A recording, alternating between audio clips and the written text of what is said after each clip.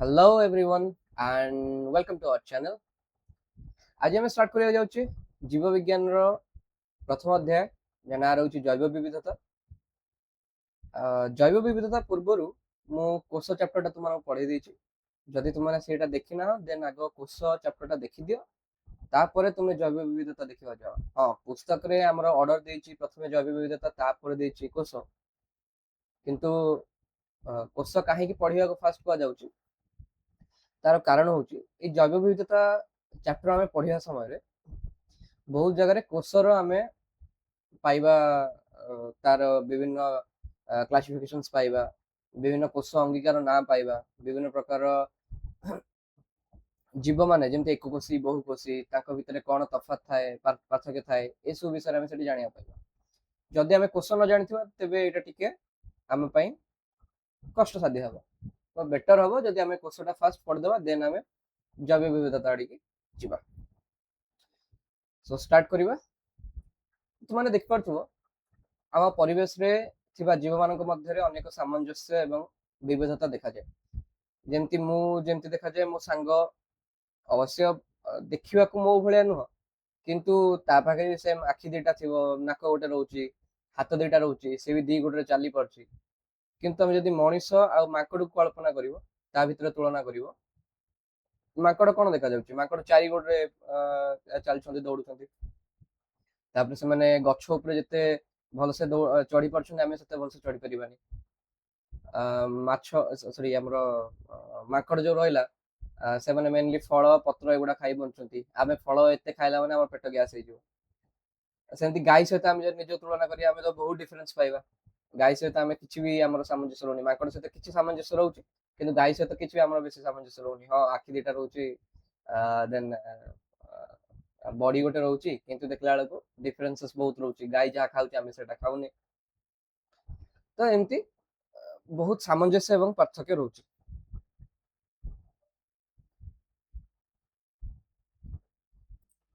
वर्तमान आमे देखिबा आकार रे विविधता। बैक्टेरिया हमर जेंति आमे कहिथिले जीवकोश पढ़ेला समय रे बैक्टेरिया बहुत छोट से माने कोन ना एककोशी जीव होइथांती एवं से माने प्रोकैरियोटिक माने प्राक्नेस्टिक कोश से माने करथाय। खाली आखिरे से माने देखा जानती नहीं आमको माइक्रोस्कोप रो बा अणुवीक्षण यंत्र रो व्यवहार करबा को पड़ी थाए। तांकर जदि तुमे देखिवो लेंथ केते रहउची दैर्घ्य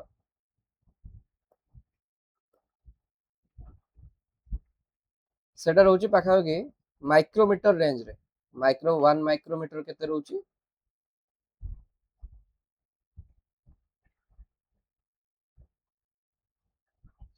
10 टू द पावर -6 मीटर माने 10 रो घात -6 तो बहुत छोट देखिबा। बृहत्तम आमे जो देखछे तिमी माछ पाखापाखि 30 मीटर रहउछन्ती। सबुठु बड़ आमे जो देखछे ब्लू व्हेल होउची हमर सबुठारु बड़ जीव जोटा आमे पर्यंत देखछे। रेडवुड गछ प्राय 100 मीटर पर्यंत बढ़ुछन्ती। देन रहा जीवन काल रे विविधता। जीवन काल रे विविधता कोन ना मशा तुम माने देखुछो अल्प किछि दिन मर जाछन्ती आसिला गोटे कामळला आमे बाडे देले मशा मरिगला। सागवान गछ 100 रु 150 पर्यंत 150 वर्ष पर्यंत बंचन्ती। कइछ माने प्राय 200 वर्ष पर्यंत बंचन्ती। कोलकाता बोटानिकल गार्डन रे गोटे अछि बर गछ सेटा 200 वर्ष ऊर्ध्व बहुत बड़ बर गछटा। रंगर विविधता हम पाउचे सुआर देख मयूर देख बाघ देख फूल देख विभिन्न प्रकार रंग रहउची हम परिवेश रे हम देखुचे प्रकृति रंग खंजी देछि सब जीव मानक पाखरे एवं तार निर्जीव वस्तु पाखरे मध्य। तेणु आम जीव विविधतार एठू संज्ञा आम निर्धारण कले कौन ना जेकोसी प्राकृतिक परिवेश रे प्रकृतिर अनन्य विभिन्नता को नहीं विभिन्न प्रकार जीव मानकर एकत्र सहावस्थान को जीव विविधता बा जैव विविधता कहा जाए। पृथ्वी रे प्राय 15 लाख रु अधिक जातिर जीव अछंती। जैव विविधता कौन ना कोटि कोटि वर्ष जैव विवर्तन फलाफल। ओके आम जमी कहे इवोल्यूशन आमर जो विश्व देखुचे 1380 कोटी वर्ष पुराना पाखापाखि तादरू आम जो देखुचे पृथ्वी 450 कोटी वर्ष पुराना तो 450 कोटी वर्ष भितर धीरे धीरे धीरे धीरे आम एककोशीय जीवरु स्टार्ट हेकि वर्तमान में बहुकोशीय जीव एवं बहु अंग प्रत्यंग विशिष्ट जीव आम पृथ्वी में देखा पाउछे। वर्तमान आम आसले श्रेणी विभाग आवश्यकता कौन पड़ला। आम तो देखुचे बाघ देखा जाउची, एपटे गछ आमको देखा जाउची, मनीष देखा जाउछंती, ताले आम श्रेणी विभाग काहे करछे। यदि सामंजस्य एवं पार्थक्य किछि किछि रहउची तो जो माने सामंजस्य रहिथिबे किछि ता भितरे किछि गुणर आम सामंजस्य देखा पाउछे, से मानको जदि गोटे श्रेणी रखी देले ताले हमको टिके सुविधा हो तांको विषय रे जानिया पय। ठीक जेमती तुमे सपोज लाइब्रेरी को जाइछो, लाइब्रेरी रे हम जानछि बहुत प्रकार बही अछि। आ मु कहली कि मते वर्तमान प्राणीर क्वेश्चन आम कहवा सपोज रेचन विषय रे पढ़िबार अछि, ता रिलेटेड जहाँ पुस्तक अछि मते पढ़िबार अछि। प्राणी मानकर रेचन विषय रे पढ़िबा गले प्रथमे हमको कोन जिया पड़िबो, पुस्तकालय भितर खोजिया पड़िबो विज्ञान विभाग कोटा हमर कोन सेटा रहउछि हमर आर्ट्स माने कला विभाग कोटा, वाणिज्य विभाग कोटा। तो विज्ञान विभाग को हम फास्ट कले, विज्ञान विभाग गला परे आमे सेटु देखिबा जीव विज्ञान सेक्शन को जीवा। जीव विज्ञान रे पुनी दुईटा सेक्शन रहला, प्राणी विभाग आ उद्भिद विभाग। तो प्राणी विभाग को जीवा, प्राणी विभाग रे जाइकरी हमको तांकर जोटा रहला रेचन सपोज पढ़ियार अछि, देन तांकर रेचन विभाग को जाइकरी हमें तार पुस्तक पढ़ी परिबा। ठीक सेमती जीव मानन को हमें सेमती हमें क्लासिफाई करिबा। सपोज हमें कहबा मनीषटा काहा भितर जाउची, तो मनीष पय का हमें देखिबा आगो एटा को प्रजाति रे जाउची, एटा हमर माने को ऑर्डर को श्रेणी एसो हमर विभाजन होइची, ठीक समय पढ़िबा। ता भितर हमें देखिले मनीष विषय रे हमें ठीक से सब तथ्य हमें पाई परिबा। श्रेणी विभाग रो उपकारिता लिखा हला जीव मानन को चिन्हिबा सहज हुए। फर्स्ट कथा जैव विविधता संबंध रे अधिक तथ्य मिले, जीव मानक पारस्परिक संबंध हमको जना पड़े, भौगोलिक विस्तार विषय ज्ञान मिले एवं कृषि जनस्वास्थ्य एवं परिवेश विज्ञान गवेषणा रे सहायता करे। ए पांचटा पॉइंट हमें पढ़िबा। वर्तमान जीवा नेक्स्ट सेक्शन वैज्ञानिक नामकरण। तो तुम मानकर ना दिया जायछि मो ना जेमति सपोज राजाराम मिश्र, राजाराम देले माने बापा मा देले ताको पसंद लागिला नाटा दे देले एटा मिश्र से माने टाइटल गोटे ताको जो समाज देछि हमर भारत रे नॉर्मली हम जानछे जाति विविधता रे हमर ना रखा जाइछा जो सरनेम रखा हुए, तेरे करे से माने से अनुसार मिश्र भी गोटे लगाइ देले। तो दीटा हमर एंती डिफरेंट डिफरेंट सेक्शन रहला गोटे ना। ठीक से एमती हम जे देखबा वैज्ञानिक नामकरण विज्ञान में कौन करा जायछि ना सब प्रकार उद्भिद देख जीव देख समस्त को हमर गोटे गोटे ना दिया जायछि, से ना अनुसार हमें तांकर विषय रे सविशेष तथ्य हमें जानि पारू। यार जनक होचंती कैरोलस लिनियस, से जने स्वीडन रो वैज्ञानिक, तांको फोटो एट लगाइछि। से कौन करथिले गोटे बही लिखथिले सिस्टमा नेचुरे, सिस्टमा नेचुरे तांकर गोटे बुक थिला, सेही बही रे एई वैज्ञानिक नामकरण विषय रे से उल्लेख करथिले।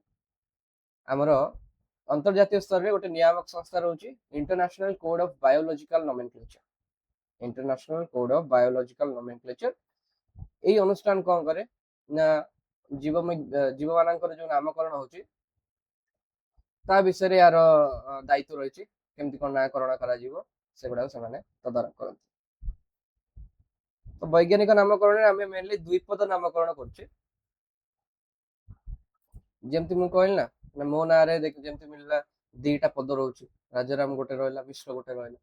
ठीक से एमती द्विपद नामकरण रे कोन रहउची ना प्रजाति गोटे रहउची, जाति गोटे रहउची। एइटे तमे देखियो द्विपद नामकरण आमे जदि देखिबा गणित सहित तुमर बीजगणित सहित तुमे जदि कंपेयर करिवो सेई जगह तुमे पढितुला पॉलिनोमियल पढिथिबो बा पढिबो, पॉलिनोमियल विषय तुमे पढिबो। पॉलिनोमियल रे आमे कोन करथिले ना हमर अज्ञात राशि रहउतिला। तो पॉलिनोमियल रे हमें कौन पढ़ुथिला ना अज्ञात राशि रहउतिला, तार सहग रहउतिला, तार घात रहउतिला एवं से अनुसार हमर अनेक गुडे टर्म्स तार रहउतिला, पद रहउतिला। आ हमें जतरे छोट छोट करी करी गले हमें बाइनोमियल पाउथिले, ट्राइनोमियल पाउथिले, मोनोमियल पाउथिले। बाइनोमियल रे हमें दीटा ही तादरे पद पाउथिले। सपोज x + 5 हम देखछो x + 5 एटा को हमें गोटे बाइनोमियल कहउछे। मोनोमियल जदि कहूचे 3x³ एटा गोटे मोनोमियल आमे कहले ठीक सेमते आमे बाइनोमियल दीटा पद पाउथिले एठी भी से बाइनोमियल नोमेनक्लेचर आमे कहूचे एते दीटा ही पद रहउचे गोटे रहला प्रजाति आ गोटे रहला जाति प्रजाति हमर प्रथम पद एटा स्टार्ट हुए हमर इंग्रजी बड़ अक्षर रु माने कैपिटल रहइबो स्टार्टिंग रे आउ सेकंड होची जाति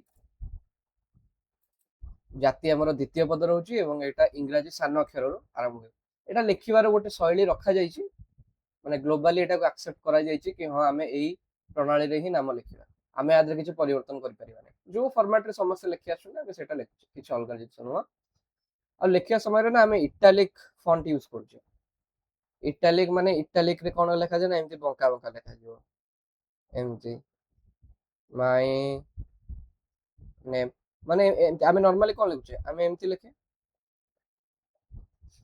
किंतु इटैलिक रे देखले आमे कोन टिके एमती स्लैंटेड रहउची एमती एमती रहउची एमती एमती एमती रहउची स्लोप रे टिके रहउची एटा बक्र अक्षर लिखा गला जदि आमे सेमती न लिखुचे आमे जतले हाथ रे लिखा चेष्टा करछी हाथ रे लिखा बेले तो आमे आउ सेमती बंकी बंकी लिखि आमे कष्ट हबो सेता आमे कोन करि परबा ना नॉर्मल लिखि गिरी सपोज एमती मु लिखली माय नेम तळे गोटे अंडरलाइन मु दे दउची सेपरेट अंडरलाइन दे देला हम कोन हला ना सुविधा हे गला लिखिया पई का ताको शैली अनुसार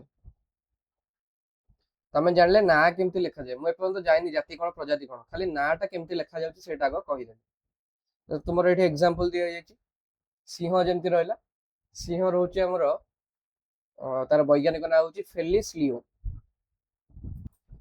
लियो रे हमर फेलिस होची कोन ना तार प्रजाति रो ना रहउची आ लियो रहला तार जाति रो ना आ फेलिस रे हमें देखिबा एफ टा कैपिटल अछि एठी देखा जाउची आ एल टा एठी स्मॉल अछि आ एटा इटैलिक अक्षर लिखा जायछि कि हम जत हाथ रे लिखिबा तळे हमें अंडरलाइन दे देला हमको सुविधा हो बाघ आसले टाइगर को जाउची एटा फेलिस टाइग्रिस लिखा जायछि हमें पांथेरा टाइग्रिस भी हमें कहितो बाघ कलरा पत्रिया बाघ लिखा जायछि फेलिस पारडस डोमेस्टिका में घर बिराड़ी जो देखछे डोमेस्टिका तो एठी तुम देख परथुओ हमर ओडिया रे गोटे ढग अछि बिले नथिले बाघ देख सॉरी बाघ न देखले बिले देख काहे कि ना बाघ और बिले समान प्रजाति रो एठी जेमति हम देखछे फेलिस फेलिस तांकर प्रजाति ना रहउछ आ से माने सेही श्रेणी माने सेही प्रजाति भितर जाउछन एक्चुअल रे सिंह पाइंगा फेलिस लियो बदल रे हमें करेक्ट नेम ता जे देखिया जुवा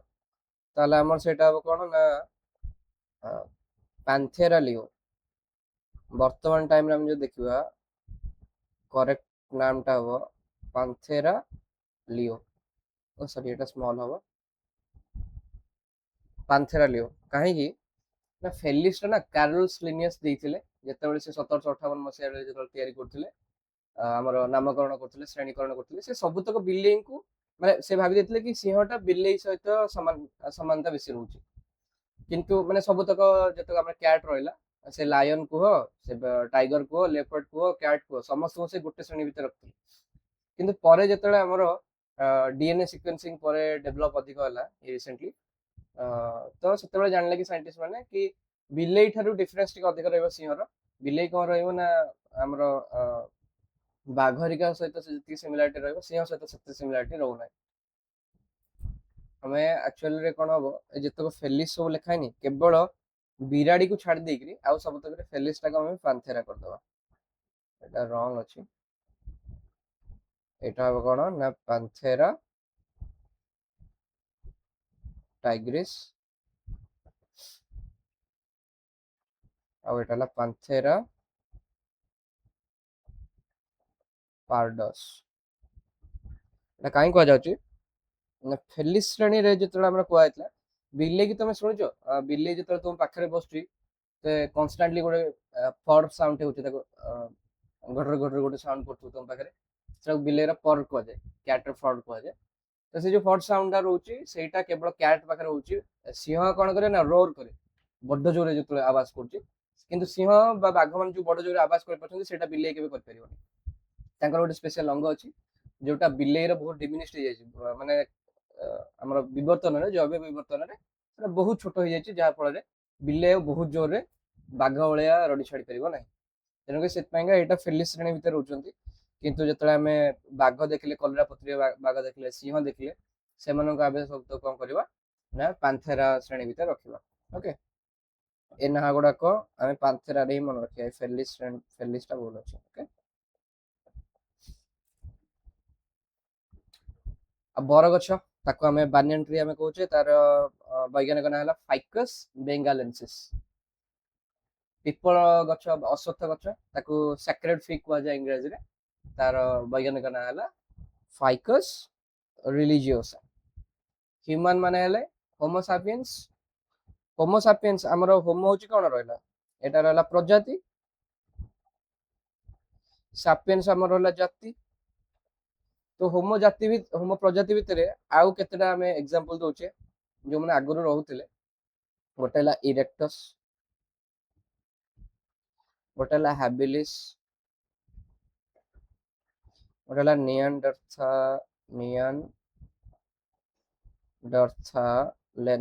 ନିଆଣ୍ଡରଥାଲେନ୍ସିସ୍। ତ ଏଇଭଳିଆ ବହୁତ ଜାତିର ଆମର ଥିଲେ ମଣିଷ ମାନେ। ଆମର ଆଫ୍ରିକାରେ ରହୁଥିଲେ, ହୋମୋସାପିଏନ୍ସ ଆଫ୍ରିକାରେ ବାହାରିଥିଲା। ଇରେକ୍ଟସ୍ ଆଉ ଯଦି ଦେଖିବା, ଇରେକ୍ଟସ୍ ଆଉ ସାପିଏନ୍ସ ର ବୋଧେ ଜାପାନ ଆଉ କୋରିଆ ଲୋକମାନେ ଟିକେ ଅଲଗା ଦେଖାଯାନ୍ତି। ସେମାନେ କଣ ନା ଇରେକ୍ଟସ୍ ଆଉ ସାପିଏନ୍ସଙ୍କର ମିଶ୍ରଣରୁ ସେଇଟା ତାଙ୍କର ବାହାରିଛି, ସେମାନେ ଦେଖିବାକୁ ସେମିତି। ଆଉ ନିଆଣ୍ଡରଥଲ୍ସ, ସେମାନେ ଥିଲେ ନିଆଣ୍ଡରଥଲ୍ସ ବୋଧେ ଏସିଆରେ ବୋଧେ ଥିଲେ, ଏସିଆ। ନିଆଣ୍ଡରଥଲ୍ସ ଆମର ଏସିଆ ଆଉ ଆମର ୟୁରୋପରେ ହିଁ ଥିଲେ। ଓକେ, ଦେନ୍ ଆମେ ଦେଖୁଛେ ଧାନକୁ ଆମେ କହୁଛେ ଓରାଇଜା ସାଟିଭା। ସେମିତି ମଟରକୁ କହୁଛେ ପାଇସନ୍ ସାଟିଭମ୍, ଗାଈକୁ କହୁଛେ ବସ୍ ଇଣ୍ଡିକସ୍, ମ୍ୟାଲେରିଆକୁ କହୁଛେ ପ୍ଲାଜମୋଡିୟମ ଭାଇଭକ୍ସ। ମ୍ୟାଲେରିଆ ଯୋଉ ପରଜୀବୀ ଆମେ କୁହେ ନା ପ୍ଲାଜମୋଡିୟମ ଭାଇଭକ୍ସ ମ୍ୟାଲେରିଆ କରାଇଥାଏ, ତ ତାର ପାରାସାଇଟ୍ର ନାଁ ହେଉଛି, ପରଜୀବୀର ନାଁ ହେଉଛି ପ୍ଲାଜମୋଡିୟମ ଭାଇଭକ୍ସ। ତ ତୁମର କାମ କଣ, ତୁମେ ଯିବ ଗୁଗଲରେ ସର୍ଚ୍ଚ ମାରିବା ଷ୍ଟାର୍ଟ କରିବ। ସପୋଜ ଏଟା ବସ୍ ଇଣ୍ଡିକସ୍ ରହିଲା, ଦେନ୍ ବସ୍ ପ୍ରଜାତି ଭିତରେ ଆଉ କିଏ ରହୁଛନ୍ତି, ସେମିତି ପାଇସମ୍ ପ୍ରଜାତି ଭିତରେ ଆଉ କିଏ ରହୁଛନ୍ତି, ଓରାଇଜା ପ୍ରଜାତି ଭିତରେ ଆଉ କିଏ କରୁଛନ୍ତି।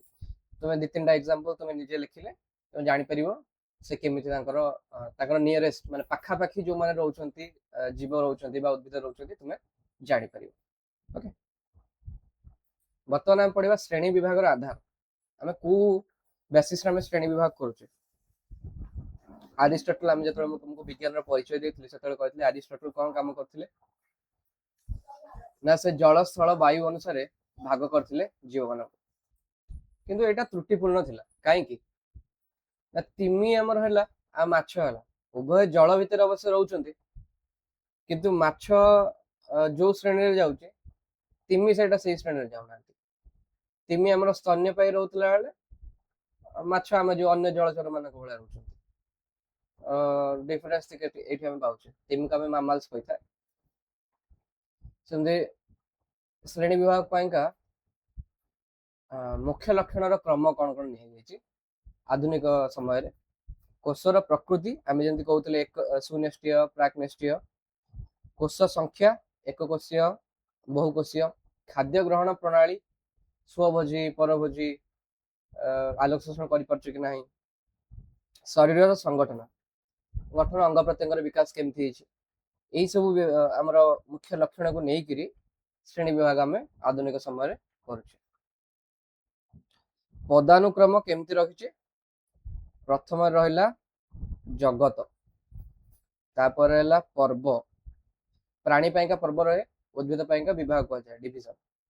ତାପରେ ଆସିଲା ଶ୍ରେଣୀ ବା କ୍ଲାସ, ବର୍ଗ ବା ଅର୍ଡର, ଫ୍ୟାମିଲି ବା ବଂଶ, ପ୍ରଜାତି ଆମେ ଜେନସ୍ କହିଛେ, ସ୍ପେସିସ୍ ଆମେ କହିଛେ ଜାତି। ତ ଏମିତି 7ଟା ଆମର ରହୁଛି ଶ୍ରେଣୀ ବିଭାଗର ପଦାନୁକ୍ରମ। ଶ୍ରେଣୀ ବିଭାଗର କ୍ଷୁଦ୍ରତମ ଏକକ ଆମର କଣ ରହୁଛି, ଜାତି। ଜାତି ଆମର ଶ୍ରେଣୀ ବିଭାଗର କ୍ଷୁଦ୍ରତମ ଏକକ ରହୁଛି।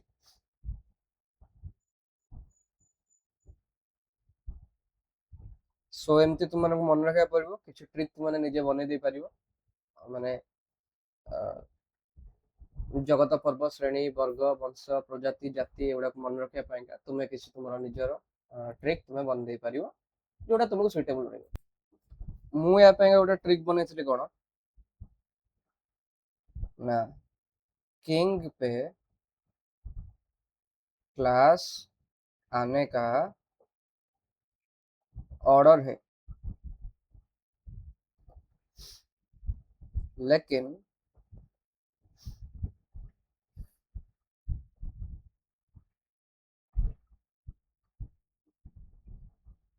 फैमिली वाले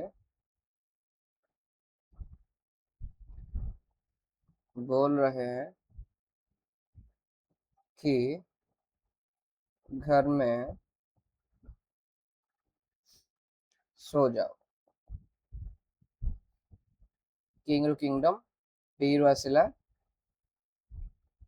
फाइलम, एटा रहला क्लास, एटा रहला ऑर्डर, एटा रहला family, G for genus and S for species. एमती आकार तुम मन रखि पारिबो, मुझे मन रखी। नेक्स्ट, पंचजगत वर्गीकरण आमर विभिन्न वैज्ञानिक मैंने ट्राई कर वर्गीकरण करने जीव मानकर।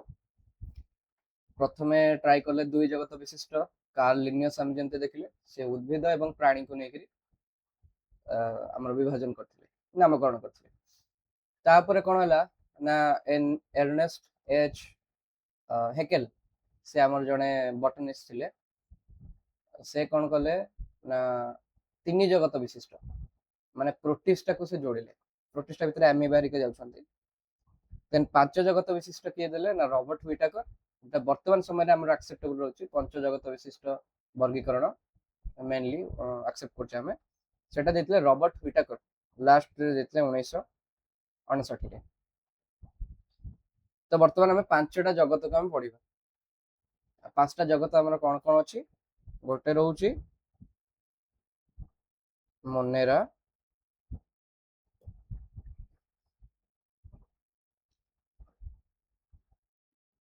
मोनेरा, दुई रहला प्रोटिस्टा, तीन रहला फंजाई, चार रहला प्लांटी, पांच रहला एनिमलिया। ओके, प्रथमे हम पढ़िया मोनेरा विषय रे। मोनेरा कौन, आम जमी कोष चैप्टर पढ़ी एक कोशीय एवं प्राक्निष्क्रिय। केवल आम मन रखिए तो बैक्टेरिया एग्जांपल तुम मन रखला माने मोनेरा विषय तुम जान परिबो। आम जो पढ़ी कोष रे पढ़ी कौन बैक्टेरिया थिला एक कोशीय आ बैक्टेरिया थिला प्राक्निष्क्रिय। तेणुक ये तुम बैक्टेरिया एग्जांपल सब मन रखा कौन हम ना तुमको मोनेरा पूरा मुंडे फिट हो मोनेरा कौन कौन आम थी लक्षण थी। एक तो हेतु प्रथम हेतु एक कोशीय, दुई रे कौन ये प्राक्निष्क्रिय माने प्राक्निष्क्रिय माने तार कोष अंगिका माने झिल्ली युक्त न थांती एवं हमर न्यष्टिटी सुसंगठित न थाए। एमानकर कोष रे सुसंगठित न्यष्टि न थाए बा झिल्ली आवृत कोष अंग न थाए। एठी तमर लेखा जायछि ए विषय। तो मते लागुनी कि मोनेरा मन रखिबारे किछि असुविधा हो, केवल बैक्टेरिया तुम मुंड भीतर रहि जा दरकार, तापर तमे अंदाजा ठीक ठाक लगे देबो। कोष भित्ति केतेकंकर कोष भित्ति थाए, आमे जानछे बैक्टेरिया पाखरे कोष भित्ति रहुतिला, केतेकंकर न थाए। माइक्रोप्लाज्मा, माइक्रोप्लाज्मा पाखरे न थाए। माइक्रोप्लाज्मा एक्चुअली बहुत छोट, या को जोकर कहा जाए हमर माने कोन बाय जानी तार देखिबो रीजन कोन थिबो, ताको जोकर कहा जाए हम जीव मानक भितर। माइक्रोप्लाज्मा कोन बाय तार ना दैछन जोकर, तुमे सर्च करिवो। पोषण एमाने स्वभोजी, आम जानचे नीलहरित शैवाल हेले, बैक्टेरिया हेले आमर नीलहरित शैवाल आम जानचे कोन ताक पारे कैपेसिटी रहउची रोषे करी खाइबार। तापरे बैक्टेरिया रहिले, तेणुकर आमर स्वभोजी किबा परभोजी एमाने ही पारिबे। उदाहरण दिया गला एटी माइक्रोप्लाज्मा में आउट एग्जांपल रहला। आ बैक्टेरिया एटी दे देछि तार कोष केम देखा जाए, एटा में कोष चैप्टर भलसे पढ़थिले, तेणुकर मते लागुनी एठी बेसी डिस्कशन करिवार। यार एंती फ्लाजेला रहिला एठी, फ्लाजेला माने ताको आमे एंती पानी रे पहरिया पे हमर गोड़ अछि, गोड़ हाथ आमे व्यवहार करछे। किए तांकर लांगुड़ को व्यवहार करते डायरेक्शन पाइका दिग पाइका, सेंती यार फ्लाजेला अछि तार मूवमेंट करिया पाइका, पानी पानी जोट मूवमेंट करिवो। सेल वाल यार गोटे कोष भित्ति एठी रहिला। ଆଉ DNA ରାଇବୋସୋମ ଯାହା ଯାହା ସବୁ ଅଛି ଏଠି ତାଙ୍କର ଦେଇ ଦେଇଛି। ସେକେଣ୍ଡରେ ଆମେ ପଢିବା ବର୍ତ୍ତମାନ କଣ ନା ପ୍ରୋଟିଷ୍ଟା ବିଷୟରେ। ପ୍ରୋଟିଷ୍ଟାର ଏକ୍ସାମ୍ପଲ ତ ମନେ ରଖିବ ଏମିବା। ଆମେ ଏମିବାକୁ କଣ କହିଥିଲେ? ଏମିବା ଥିଲା ଏକକୋଷୀୟ, କିନ୍ତୁ ଏଟା କଣ ଥିଲା ନା ସୁନେଷ୍ଟୀୟ। ଏକକୋଷୀୟ କିନ୍ତୁ ସୁନେଷ୍ଟୀୟ ଏମାନେ ଅଟନ୍ତି। କୋଷରେ ୟାଙ୍କର ନିର୍ଦ୍ଦିଷ୍ଟ ନ୍ୟଷ୍ଟି ଥାଏ, କିନ୍ତୁ ଏଟା ଗୋଟିଏ ହିଁ କୋଷ। ଏକ୍ସାମ୍ପଲ ସବୁବେଳେ ମୁଣ୍ଡରେ ରହିବ ଏମିବା। ଏମିବାର ଏକ୍ସାମ୍ପଲ ଆଉ ଅଛି ପାରାମିସିୟମ, ଇଗ୍ଲିନା, ଏଗୁଡିକ ଏକକୋଷୀ ଶୈବାଳ ଅଟନ୍ତି। ଚଳପ୍ରଚଳ ପାଇଁକା ୟାଙ୍କ ପାଖରେ ବି ସେମିତି ଗୋଟେ ଫ୍ଲାଜେଲାଇଟ ରହିଲା। ଦେଖିପାରୁଛ ଫ୍ଲାଜେଲାଇଟ, ନହେଲେ ସିଲିଆ ରହିଥିବ। ଫ୍ଲାଜେଲା ନହେଲେ ସିଲିଆ। ଯଦି ସେ ଦିଟାକ ନ ଅଛି ତାହେଲେ କୁଟପାଦ, ସ୍ୟୁଡୋପୋଡିଆ। କୁଟପାଦ ସାହାଯ୍ୟରେ ଏମିବା ଆମର ମୁଭମେଣ୍ଟ କରେ। ଆଉ କେତେକ ସ୍ୱଭୋଜୀ ଥାନ୍ତି, ୟା ଭିତରେ ଗୋଟେ ହେଲା ଡାୟାଟମ। ଡାୟାଟମ ଟା ଜୁ ପ୍ଲାଙ୍କଟନ କି ଫାଇଟୋପ୍ଲାଙ୍କଟନ, ଟିକେ ରୁହ ମୁଁ ଦେଖି ଦେଇ କହୁଛି। ଡାୟାଟମ ତ ଫାଇଟୋପ୍ଲାଙ୍କଟନ ରହିବ। ଏଇଟା କୁହାଯାଏ ଗ୍ରାସ ଅଫ ଦ ସି, ମାନେ ସମୁଦ୍ରର ଘାସ।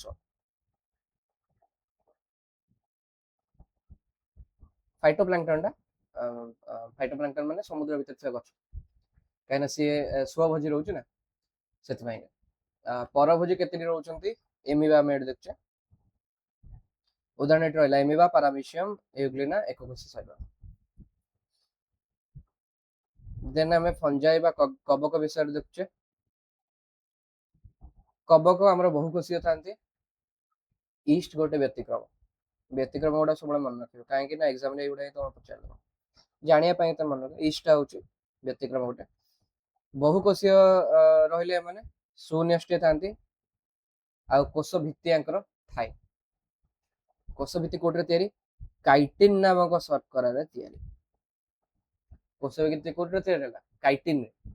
ଯେତେବେଳେ ଆମେ ପଢିଥିଲେ ଉଦ୍ଭିଦ ବିଷୟରେ ପଢୁଥିଲେ କୋଷ ଚାପ୍ଟରରେ, ସେଠି ଆମେ କଣ ପଢୁଥିଲେ? ତାଙ୍କର କୋଷ ଭିତ୍ତି ଆମର କୋଉଥିରେ ତିଆରି ହେଇଥିଲା? ସେଲ୍ୟୁଲୋଜରେ। ୟାଙ୍କର କୋଉଥିରେ ତିଆରି ହେଲା? କାଇଟିନରେ। এই କାଇଟିନ ନାଁଟା ମନେ ରଖିଥିବ, ଆଗକୁ ଆସିବ। ପୋଷଣ, ଏମାନଙ୍କର କ୍ଲୋରୋଫିଲ ନଥାଏ, ତେଣୁ ଏମାନେ ପରଭୋଜୀ। ଛତୁ କୋଉ ଜାଗାରେ ହଉଛି? ଦେଖୁଛେ ଆମେ ନଡା ଉପରେ ଛତୁ ହଉଛି। ଗୋଟେ ଅସନା ଜାଗା ହେଇଥିବ, ଗୋଟେ ଖାଦ୍ୟ ସଢି ଯାଇଥିବ, ପଚି ସଢି ଯାଇଥିବ ଜାଗା ଦେହରେ ଆମର ଛତୁ ଉଠୁଛି। କହନ୍ତିନି ଛତୁ ଫୁଟିଲା ଭଳିଆ ଇଏ ହେଇଛି, ଲୋକ ହେଇଛି। ମାନେ କଣ? ଯୋଉ ଜାଗାରେ ତମେ ଏକ୍ସପେକ୍ଟ କରୁନଥିବ ସେଇ ଜାଗାରେ ଲୋକ ହେଇଯାଉଛନ୍ତି, ମାନେ ସେମିତି ଛତୁ ଆମର ଉଠି ଯାଉଛି। ଏମାନଙ୍କୁ ମୃତୋପଜୀବୀ ବୋଲି କାହିଁ କୁହାଯାଏ ନା, ପଚାସଢା ଜୈବିକ ପଦାର୍ଥରେ ଏମାନେ ଯେହେତୁ ଖାଦ୍ୟ ଶୋଷଣ କରୁଛନ୍ତି, ଏମାନଙ୍କୁ ଆମେ ମୃତୋପଜୀବୀ ବୋଲି କହୁଛୁ। ଏମାନେ ସହଜୀବିତା କରିଥାନ୍ତି। ଫଞ୍ଜାଇ ଶୈବାଳ ସହିତ ମିଶି ସହଜୀବିତା କରିଥାନ୍ତି। ମାନେ ଆଲଜି, ଶୈବାଳକୁ ଆମେ କହିଲେ ଆଲଜି, କବକକୁ କହିଲେ କଣ? ଫଞ୍ଜାଇ। ଏଇଟା ମିଶିକି ଆମର କଣ କରନ୍ତି ନା ସିମ୍ବାୟୋସିସ୍ ବା ସହଜୀବିତା। ସହଜୀବିତା କରନ୍ତି, ତାର ଗୋଟେ ବଢିଆ ଏକ୍ସାମ୍ପଲ ଆମର ରହୁଛି ଲାଇକେନ। ଲାଇକେନ କୁ ନା ପୁରୁଣା ଲୋକମାନେ ବା ପରିବେଶ ବିଜ୍ଞାନୀ ମାନେ କଣ କରନ୍ତି ନା, ଆମର ଯୋଉ ଗ୍ଲୋବାଲ ୱାର୍ମିଂ ହଉଛି ବା କ୍ଲାଇମେଟ ଚେଞ୍ଜ ହଉଛି, ତାର ଗୋଟେ ମାପକ ହିସାବରେ ଦେଖନ୍ତି। ମାନେ ଯୋଉଠି ଲାଇକେନ ଥିବ ସେ ଜାଗାରେ ପରିବେଶ ଠିକ ଅଛି, କିଛି ପ୍ରୋବ୍ଲେମ ନାହିଁ। ଯୋଉଠି ଲାଇକେନ ଧୀରେ ଧୀରେ ଧୀରେ ଧୀରେ ତାର କମିବା ଷ୍ଟାର୍ଟ ହେଲା, ବା ଲାଇକେନ ଗୁଡାକ ଧୀରେ ଧୀରେ ଉଭାନ ହେଇଯାଉଛନ୍ତି ଗୋଟେ ଜାଗାରେ, ଆଗରୁ ଥିଲେ ଏବେ ଉଭାନ ହେଇଯାଉଛନ୍ତି, ତାହେଲେ ତୁମେ ଜାଣିବ କି ସେଠି କ୍ଲାଇମେଟ ଚେଞ୍ଜ ର ପ୍ରଭାବ ଅଧିକ ଭାବରେ ପଡୁଛି। ପରିବେଶ ସେଠି ଆମର ଯୋଉ କ୍ଲାଇମେଟ, ଜଳବାୟୁ ପରିବର୍ତ୍ତନର ସେଠି ପ୍ରଭାବ ଦେଖାଯାଉଛି। ଓକେ, ଉଦାହରଣ ଏଠି ଦିଆହେଲା ଛତୁ ଗୋଟେ କବକ, ଇଷ୍ଟ ଗୋଟେ କବକ, ପେନସିଲିୟମ ଗୋଟେ କବକ, ଆସ୍ପରଜିଲସ। ଇଷ୍ଟର ବ୍ୟବହାର ଆମେ ଜାଣିଛେ, ପାଉରୁଟି ଖାଉଛ ସେଠି ବ୍ୟବହାର ହଉଛି। ପେନସିଲିୟମ ଆମର ପେନସିଲିନ ଆମର ଖାଉଛୁ, ମାନେ ଯୋଉ ଟୀକା ଆମର ଦିଆଯାଉଛି। ଛତୁ ତ ସମସ୍ତେ ଖାଉଛୁ, ଟେଷ୍ଟି ଟେଷ୍ଟି ମସରୁମ। ଆସ୍ପରଜିଲସ ବି ସେମିତି ଆମର ମେଡିସିନ ଇଏ ସବୁ ତିଆରିରେ ବ୍ୟବହାର କରୁଛନ୍ତି। କବକର ବହୁତ ଇମ୍ପୋର୍ଟାନ୍ସ ଅଛି। ଦେନ୍ ଆମେ ଆସିଗଲେ ଆମର ସବୁଠୁ ପ୍ରିୟ କାହା ପାଖକୁ? ଉଦ୍ଭିଦ ପାଖକୁ। ବହୁକୋଷୀୟ ନିହାତି ଭାବରେ ହେବେ, ସୁନେଷ୍ଟୀୟ, କୋଷ ଭିତ୍ତିତ ରହିଛି, ସ୍ୱଭୋଜୀ, କାହିଁକିନା ଗଛ ମାନଙ୍କ ପାଖରେ କ୍ଲୋରୋଫିଲ ଅଛି ବା ସବୁଜ କଣା ରହିଛି, ଆଉ ଏମାନେ ଆଲୋକ ଶ୍ଳେଷଣ ଦ୍ୱାରା ନିଜର ଖାଦ୍ୟ ନିଜେ ପ୍ରସ୍ତୁତ କରନ୍ତି। ଉଦାହରଣ ତ ତୁମେ ଆଖପାଖରେ ଯେତେ ଦେଖିପାରୁଛ, ଯୋଉ ଗଛ କହିବ ସବୁତକ ରହିଲେ ତମର ପ୍ଲାଣ୍ଟ। ଘାସ ଶୈବାଳ ଆମ୍ବ ବରଗଛ ଯେତେ ରହିଲା। ଲାଷ୍ଟ ରହିଲା ଆମେ ଆନିମାଲିଆ। ଆନିମାଲିଆ ଆମେ ଜାଣିଛେ ଆମର ବହୁତ କୋଷ ରହିଛି, କୋଷ ଭିତ୍ତି ଆମର ନଥାଏ, ଆମେ ସୁନେଷ୍ଟୀୟ କାହିଁକି ନା ନେଷ୍ଟିରେ ନେଷ୍ଟି ସୁସଂଗଠିତ ଅଟେ, ଡିଏନଏ ଆମର ଅଲଗା ରହିଲା, ତାପରେ ଆମର ଯେତେକ ଅଙ୍ଗିକା ରହିଲେ ଅଙ୍ଗିକା ଆମର ଝିଲ୍ଲି ବିଶିଷ୍ଟ ଅଟନ୍ତି, ତାଙ୍କର ବାଉଣ୍ଡରିଜ ରହିଲା। କୋଷ ଭିତ୍ତି ଆମ ପାଖରେ ନାହିଁ, ଆମେ ପରଭୋଜି, ନିଜ ଖାଦ୍ୟ ନିଜେ ପ୍ରସ୍ତୁତ କରିପାରୁନେ, ଗଛଟାରୁ ପାଉଛେ ନହେଲେ ଜୀବକୁ ମାରିକି ଖାଉଛେ। ତେଣୁକରି ଆମେ ହେଲେ ହେଟେରୋଟ୍ରପିକ ବା ପରଭୋଜି। ଖାଦ୍ୟ ପାଇଁ ପ୍ରତ୍ୟକ୍ଷ ବା ପରୋକ୍ଷ ଭାବରେ ଉଦ୍ଭିଦ ଉପରେ ଆମେ ନିର୍ଭର କରିଲେ। ଉଦାହରଣ କୀଟପତଙ୍ଗ, ପକ୍ଷୀ, ମନୁଷ୍ୟ, ବାଘ, ମାଛ, ଯାହା ତମେ ଦେଖିବ। ଓକେ, ଏଇଠି ମୁଁ ମାନେ ଟେବୁଲଟି ଦିଆଯାଇଛି, ଆନିମଲ ଦେଖିଦିଅ, kingdom, animal, plants, fungi, bacteria and protista. Okay, ବର୍ତ୍ତମାନ ଆମେ କଣ କରିବା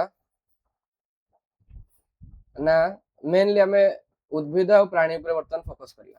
ଏମାନେ ତ ଦେଖିଦେଲେ କବକ ଅଳ୍ପ ଅଛନ୍ତି, ଇଏ ଅଛନ୍ତି, ଛୋଟ ଛୋଟ ଛୋଟ ଛୋଟ ଏକ୍ସାମ୍ପଲ ଥିଲା।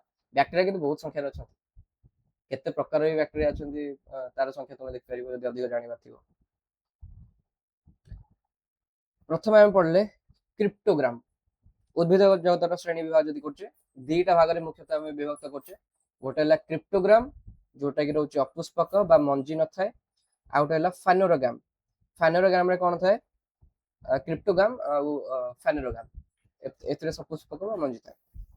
କ୍ରିପ୍ଟୋଗାମ ରେ କଣ ଥାଏ ନା ମଞ୍ଜି ନଥାଏ। କ୍ରିପ୍ଟୋଗାମ କୁ ପୁଣି ଆମର ତିନି ଭାଗରେ ବିଭକ୍ତ କଲେ, ଥାଲୋଫାଇଟା, ବ୍ରାୟୋଫାଇଟା ଆଉ ଟେରିଡୋଫାଇଟା। ପ୍ରଥମେ ଆମେ ପଢୁଛେ ଥାଲୋଫାଇଟା ବିଷୟରେ। ଶରୀର ଗଠନ ବହୁତ ସରଳ, ଚେର, କାଣ୍ଡ, ପତ୍ର ଏଗୁଡା କିଛି ବି ବାରି ହବନି। ଶରୀରକୁ ଗୋଟିଏ ଅବିଭକ୍ତ ପିଣ୍ଡ କୁହାଯାଏ, ଥାଲସ। ସମ୍ବାହୀ ଟିସୁ ନଥାଏ। ସମ୍ବାହୀ ଟିସୁ ମାନେ ତୁମ ଯୋଉ ଶରୀରରୁ ଖାଦ୍ୟ ହେଲା, ଜଳ ହେଲା, ଏଗୁଡିକ ଟ୍ରାନ୍ସପୋର୍ଟ କରିବା ପାଇଁକା ଗୋଟେ ନଳୀ ଦରକାର। ଆମେ ସେଟାକୁ ଆମେ ଉଦ୍ଭିଦ ପାଖରେ ସେଟା ଟିସୁ ଆମେ ପାଉଛୁ କଣ ନା ସମ୍ବାହୀ ଟିସୁ, ଆମେ ଜାଇଲମ ଫ୍ଲୋଏମ କହୁଛୁ। କିନ୍ତୁ ଆମର ୟାଙ୍କ ପାଖରେ ନଥାଏ। କାହା ପାଖରେ? କ୍ରିପ୍ଟୋଗାମ। ଏମାନେ ଏକକୋଷୀ ବା ବହୁକୋଷୀ ହୋଇପାରନ୍ତି। ଉଦାହରଣ ଶୈବାଳ, ମାନେ ସ୍ପାଇରୋଗାଇରା, ଇଲୋଥ୍ରିକ୍ସ, କାରା, କ୍ଲାଡୋଫୋରା। ଓକେ, ଏକ୍ସାମ୍ପଲ ମନେ ରଖିବାର ଅଛି। ବ୍ରାୟୋଫାଇଟା, ବ୍ରାୟୋଫାଇଟା କୁହାଯାଏ ଉଦ୍ଭିଦ ଜଗତର ଉଭୟଚର। ଉଭୟଚର ଆମର ବେଙ୍ଗ, ପାଣି ଭିତରେ ରହୁଛି, ବାହାରେ ବି ରହିପାରୁଛି। ତ ଆମ୍ଫିବିଆନ୍ସ ଅଫ ପ୍ଲାଣ୍ଟ, କାରଣ ଏମାନେ ଓଦା ମାଟିରେ ବଢନ୍ତି କିନ୍ତୁ ପ୍ରଜନନ ପାଇଁ ଜଳ ଆବଶ୍ୟକ କରନ୍ତି। ଏ ଗୋଟେ ମାନେ ଡିଫରେଣ୍ଟ ଆଙ୍କର କେସ୍ ରହିଲା ବ୍ରାୟୋଫାଇଟା। ଶରୀର ଆଙ୍କର ଚେପ୍ଟା, ଶରୀର ଆଙ୍କର ଚେପ୍ଟା, ପ୍ରକୃତ ଚେର, କାଣ୍ଡ ବା ପତ୍ର ନଥାଏ, କିନ୍ତୁ ଚେର ପରି ରାଇଜଏଡ ଥାଏ। ତେଣୁ ଏଇଟା ମନେ ରଖିବ, ବ୍ରାୟୋଫାଇଟା ପାଇଁ ଆମର କଣ ଥାଏ ନା ରାଇଜଏଡ ଥାଏ, ଯାହା ଶରୀରକୁ ମାଟିରେ ଧରି ରଖେ ଓ ଜଳ ଶୋଷଣ କରିଥାଏ। ଓକେ,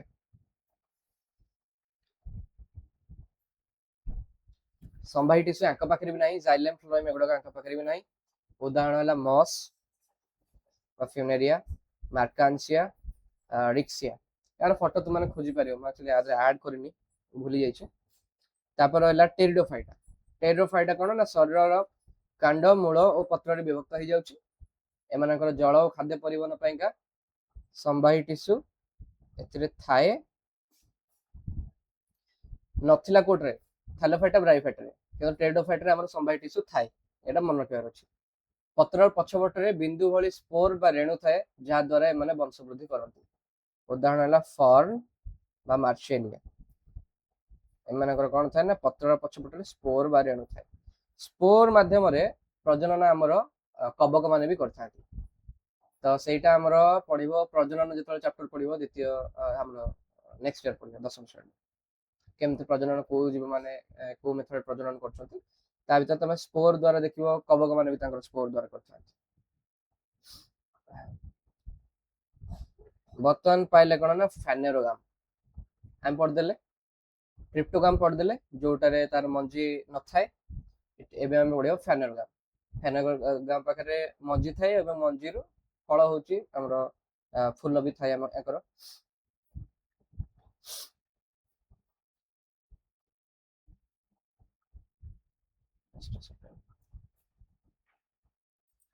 यांका पाखर जो मंजी रहिला मंजी दी प्रकार थाए गोटे ला कोन ना फल भितर थिबो आ गोटे थिबो फल बाहर फल भितर जोटा रहिला हम सेटा कहचे आवृत बीजी बा एंजियोस्पर्म एटा कहचे जिम्नोस्पर्म और नग्न बीजी ना रही तो जानी पारथिबो नग्न बीजी माने ताकर मंजीटा नग्न अवस्था रे अछि माने कोन रेणु पिंड भलिया रहउची बा जोन रे सज्जित होई रही थाए जे कोन रे सॉरी हमरो मंजी गुडी को फल भितर न रही नग्न अवस्था रे थाए प्रथम देइछटी जिम्नोस्पर्म एग्जांपल रहला पाइन बा साइकस थुजा ए सब गछ ना रहिला एमाने साधारणतः बहु वर्ष जी बहुत वर्ष बंचती पाइन गछ गुडा बहुत वर्ष जाय बंचती आ मंजी गुडी को एक रेणु पिंड बा कोन रे सज्जित होई रही थाए आवृत बीज रे मंजी गुडी को फल भितर आबद्ध होई रही थाए आ एमाने सपुष्पक उद्भिद काहे ना आकर फूल थाए एवं फूल छुड़ी ताकर पराग संगम होइकली हमर परे मंजी एवं फल तापर हेइ थाए मंजी रे थिबा बीज पत्र संख्या अनुसार एमान को दुई भाग रे विभक्त करा जाय एठी जो हमें नग्न बीजी आ आवृत बीजी कहउतले सेटा को मैं तुमरा देखै दोची स्क्रीन रे देखो नग्न बीज रे तुम कोन देख परछ ना कोडला नग्न बीज हां सॉरी नग्न बीज आवृत बीज गलानी आवृत बीज एक बीज पत्र एवं दुई बीज पत्र मंजी रे थिबा बीज पत्र माने कोन जेतले गोटे मंजी अछि मंजी तुम देखिबो जेतले फर्स्ट पत्र बाहरिबा स्टार्ट होछि तो नोटिस करिवो आंबर तुम टाकुआ नबो टाकुआ जस्ट पोतिबो बहुत दिन पर जेतले खरा खाइला पर वर्षे खाइला पर से जेतले तार पत्र बाहरिबा स्टार्ट हबो तुम देखियो टाकुआ बाहरिबा केबे देखिबो देखियो तार दीटा पत्र एमते एका संगे बाहरिबो सबले देखियो दीटा पत्र बाहरिबो तेनु ताको दुई बीज पत्र कहै छै यार एग्जांपल होछन मुग बुट सिंह मटर चिना बादाम तेंतुली कखारु लाउ आंबो एवडा सब आवृत बीज रे सॉरी एक बीज पत्र माने कोन मंत्री रे यार जो मंजी अछि ता दरे गोटे ही बीज पत्र थाए धान हैला गहम हैला धान केतबेले तुम जे देखियो पोते हो जानती तार जो धान मंजी जेतबेले पकांती रुआ रुआ तो जो जमरी जेतबेले पके हो जानती सेही समय रे देखियो धान रो गजा हेकरे बाहर थिबो गोटे गोटे एमती पत्र द्वारा गोटे गोटे ही बाहर थिबो धान हैला गहम हैला मक्का बाजरा बाउंस आखु नडिया पियाज सबाई घास एगुड़ा सब जाउछन कार एग्जांपल रे ना मोनोकॉट रे ओके सेटा देखिया पाएगा तुमको एडी स्क्रीन रे देख देले मो स्क्रीन रे किछ एडिट कर परने हमको जेटा मो लैपटॉप रे देखै छै ओके तो एडी लिखा जाय छी तुम देखिबो जोडाले कहली एक बीज पत्री एवं दुई बीज पत्री हमर आवृत बीज रो उदाहरण एठी लिखा जाय छै देखि दो एडी क्रिप्टोग्राम रो देई छी एग्जांपल देई छी भूली नै एग्जांपल देई छी बट से पेज रे नथला हम जंती पढले प्लांटी को दुईटा डिवाइड करले गोटे हला क्रिप्टोग्राम आ गोटे हला फेनेरोग्राम तो फेनेरोग्राम रे हम एठी कोन देखुचे ना ओके क्रिप्टोग्राम में हम कहू बोलले नग्न बीज को फेनेरोग्राम में कहउतले आवृत बीज को देन ता भीतर हम देखले जिम्नोस्पर्म रहिला आ सॉरी जस्ट अ सेकंड नग्न बीज आवृत किछि फेनेरोग्राम रे थिला ठीक भूल कर देली ठीक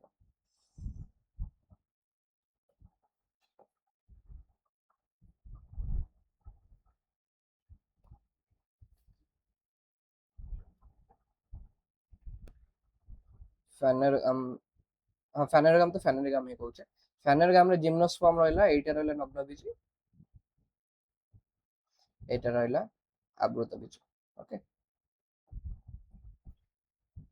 अब एठी हमें थालोफाइटा ब्रायोफाइटा टेरिडोफाइटा एग्जांपल दिया जाय छी मॉसेस रहिला एठी फॉन्स रहिला हम जानतले एटा रहिला टेरिडोफाइटा एटा ब्रायोफाइटा रहिला मॉस तापरे थालोफाइटा रहउची एठी अछि आलजी केते प्रकार अछि देखियो वर्तमान आम आसले प्राणी जगतर श्रेणी विभाग करिया उद्भिदर श्रेणी विभाग आम जानीदे बर्तमान आसले प्राणी जगत किए किए अच्छा एवं कौ कौ विभाग कौन कौन रही प्रथम आसले अमेरुदंडी नॉन कॉर्डेटा एथिरे ओके आमे एनिमलिया हला कोन हमर किंगडम बा एटा होची जगत तो ता भितरे आमे दीटा माने भाग कर दोचे अमेरुदंडी एवं मेरुदंडी जो माने भाई मेरुदंडी थिबो मेरुदंड थिबो आ जो माने भाई नथिबो तो अमेरुदंडी को आमे कहूची नॉन कॉर्डेटा ता भितरे विभिन्न प्रकार फाइलम हमर रहिला तो गोटे फाइलम पडुची पोरिफेराटा होची कोन एटा गोटे फाइलम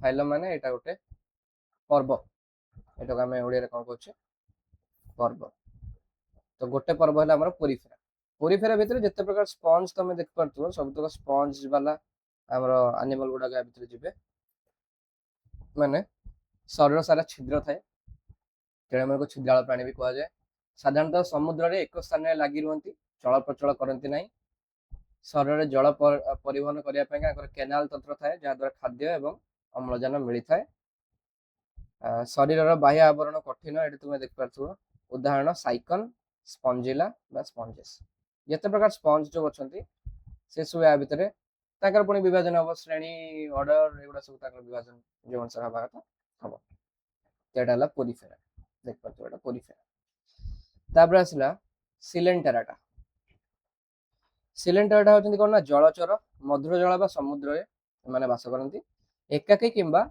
दलबद्ध होई माने रुहंती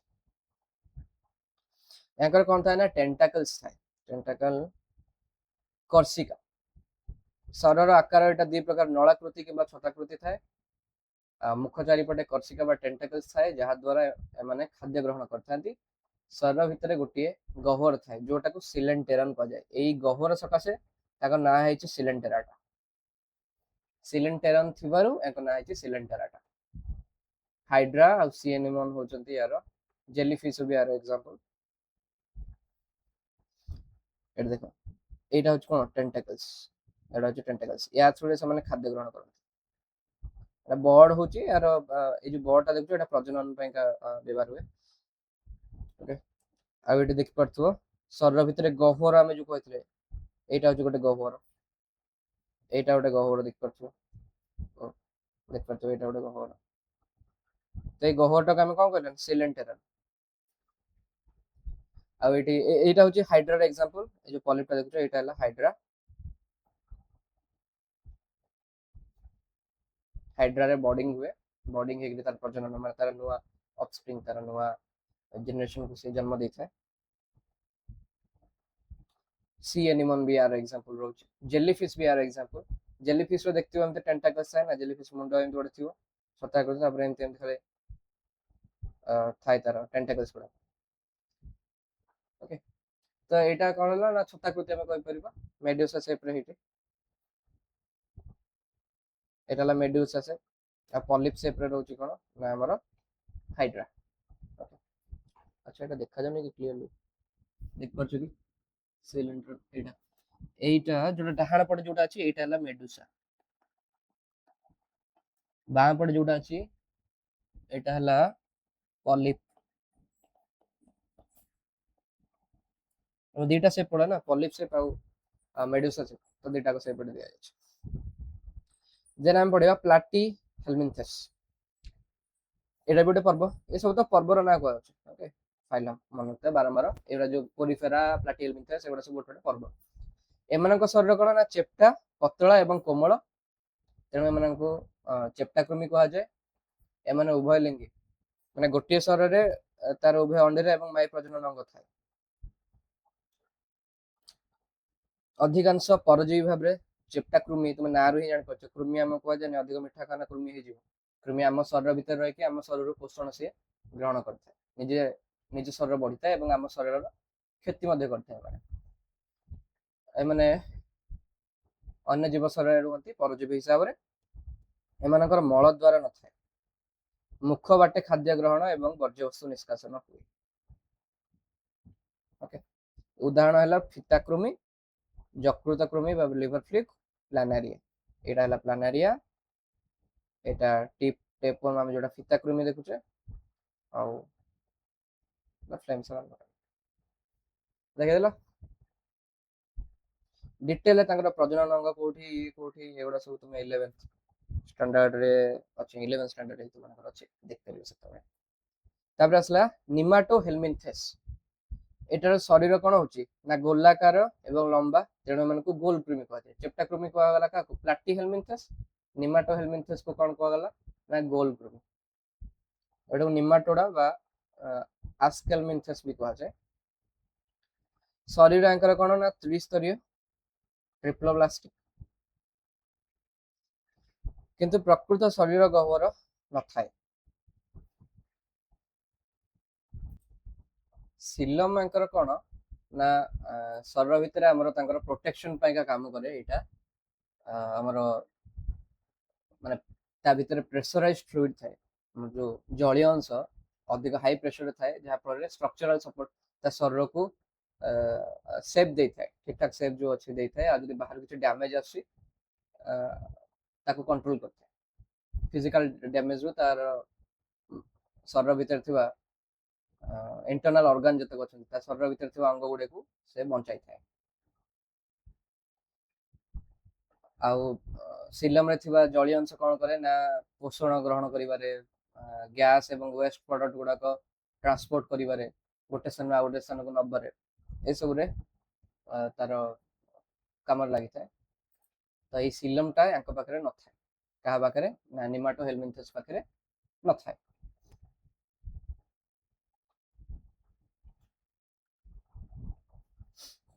यांक पाखरे सीडोसिलम थाए।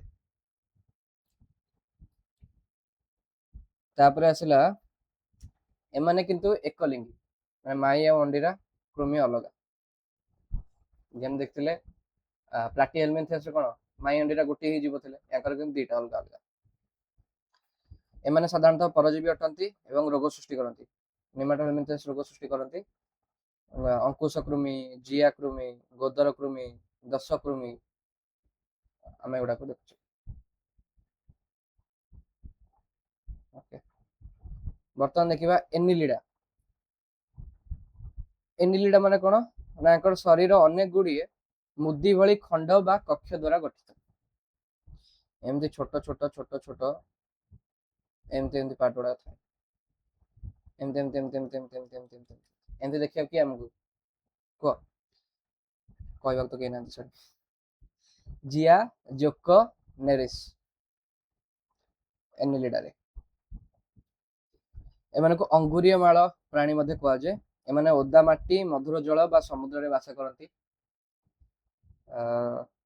एमाने चल प्रचल पई सिटा बा पार्श्वपद यांकर थाए, रेचन पई यांकर नेफ्रिडिया थाए। हमर जेमती रेचन पई का हमर कोन अछि ब्रुकक अछि, यांकर सेमती रेचन पई का नेफ्रिडिया रहला। चल प्रचल पई का एमानकर सिटा बा पार्श्वपद रही थाए, एमाने ओदा माटी वास करछन हम जानले। एग्जांपल तो कह दिले जिया जोको। बर्तमान पढ़िबा आर्थ्रोपोडा।